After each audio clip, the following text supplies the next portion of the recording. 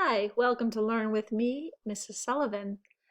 It's Cinderella Penguin, or the Little Glass Flipper. This story is written and illustrated by Janet Perlman, and it is a retelling of our Cinderella story with a penguin twist. Notice the little glass flipper instead of flipper. Watch for many exciting different twists on this story. There once was a young penguin named Cinderella who lived in a faraway land with her stepmother and two stepsisters. Cinderella was a kind and gentle penguin, but her stepsisters were selfish and vain. They thought they were great. Cinderella did all the chores. She even had to pick up after her stepsisters, while they never had to do a thing. The sisters wore the finest of clothes and slept in large, cozy feather beds with silk sheets and fluffy pillows. Poor Cinderella wore nothing but worn-out tatters and slept in the cold stone cellar up on a small shelf beside some old tin plates. One day it was announced that the Penguin Prince was giving a costume ball. The stepsisters and their mother received an invitation. Cinderella wanted to go too, but they just laughed at her. "The prince would never want to meet a shabby cinder block like you." Cinder block are like the large bricks that people use in buildings. For weeks, the house was filled with talk of the ball. The sisters had costumes made from the finest fabrics. They ate only the tiniest meals, so they could have the tiniest waists, and they were always in front of the mirror posing and practicing their curtsies. Finally, the night of the ball arrived. Cinderella rushed about ironing her stepsisters' costumes and helping them dress. Then, without a thank you or goodbye, the carriage swept the stepmother and stepsisters off to the ball. Cinderella burst into tears. She felt so alone and unhappy. Suddenly, in a glow of blue light, the great fairy penguin appeared before her. "Why are you crying, Cinderella? Do you want to go to the ball?" she asked. Cinderella blinked back her tears.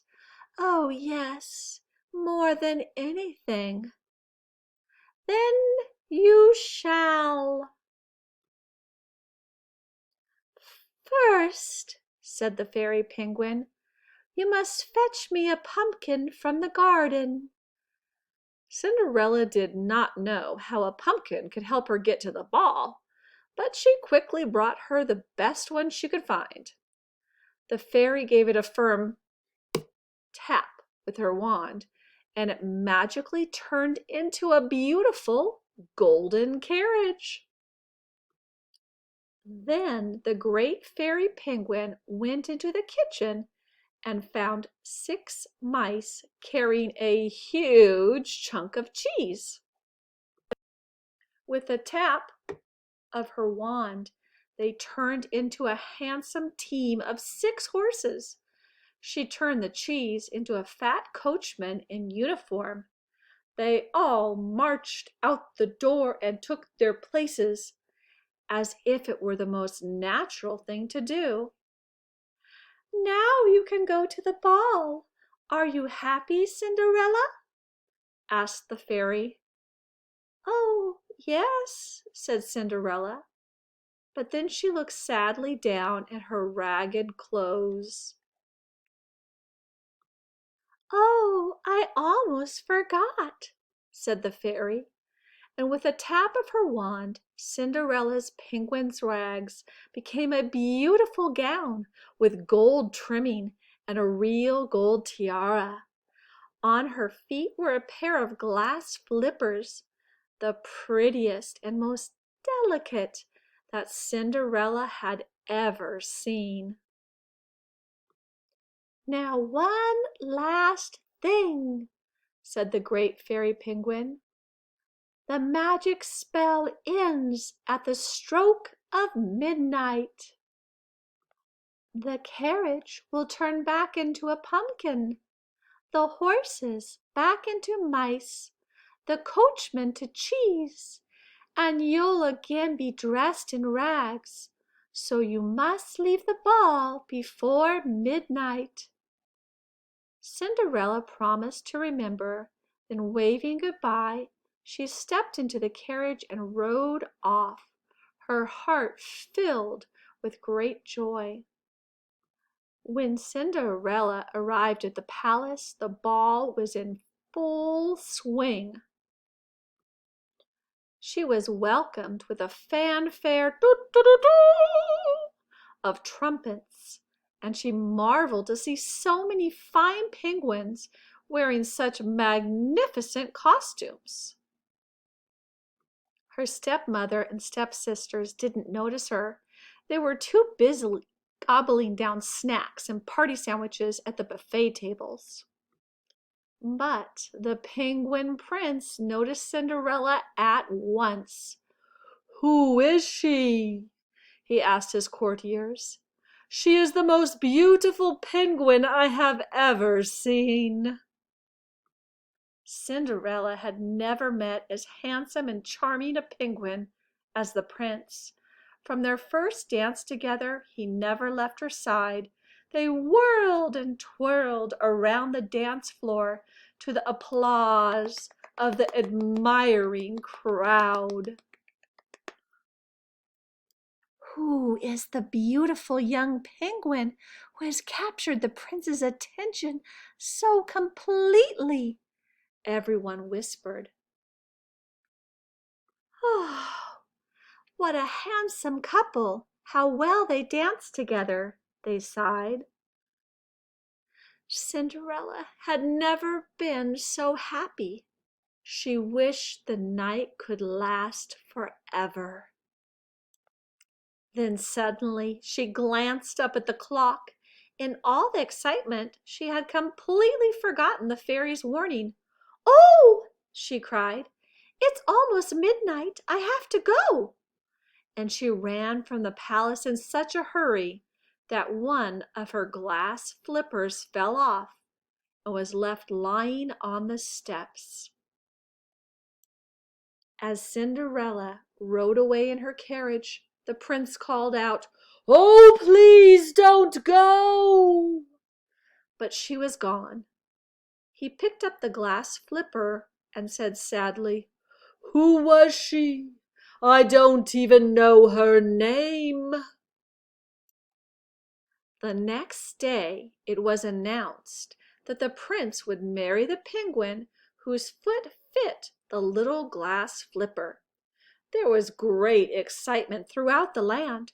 First all the princesses tried it on, and then all the penguins of the court, but the flipper was always too small. The royal footmen were commanded to take the flipper from house to house.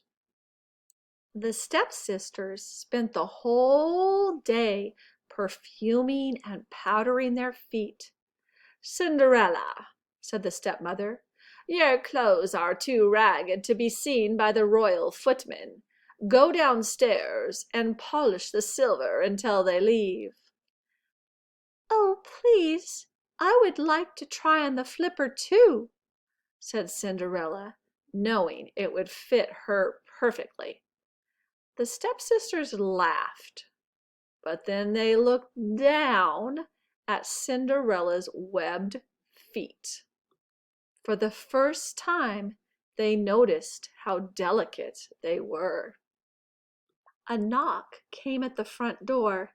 "Quick, hide her!" said the stepsisters. They grabbed Cinderella, threw her down the cellar steps, and slammed the door. Poor Cinderella! She lay upside down with her foot caught tight in the door. unable to get free. When the footman came in, the stepsisters pushed and shoved to be the first to try on the flipper. They were so intent on snatching the flipper from each other that it slipped from their grasp, flipped high in the air, and landed squarely on Cinderella's foot. Everyone stared. It was a perfect fit. As the footman opened the door and helped Cinderella up, the great fairy penguin appeared. With a tap of her magic wand, she transformed Cinderella's tattered rags into the magnificent clothes she had worn to the ball. Cinderella was overjoyed. "Oh, thank you, Fairy Penguin! I thank you with all my heart." The stepmother and stepsister's beaks dropped wide open. They stared at Cinderella, spluttering with amazement. Look, oh my, it's her, oh no, oh dear, we've really put our foot in it. The Penguin Prince and Cinderella Penguin were married the very next day, and the wedding bells rang throughout the land. Never before could anyone remember such a joyous and happy wedding. Cinderella and the prince truly loved each other, and they lived happily together ever after. I hope you enjoyed Janet Perlman's Cinderella Penguin or the Little Glass Flipper. Thanks for watching Learn with me, Mrs. Sullivan.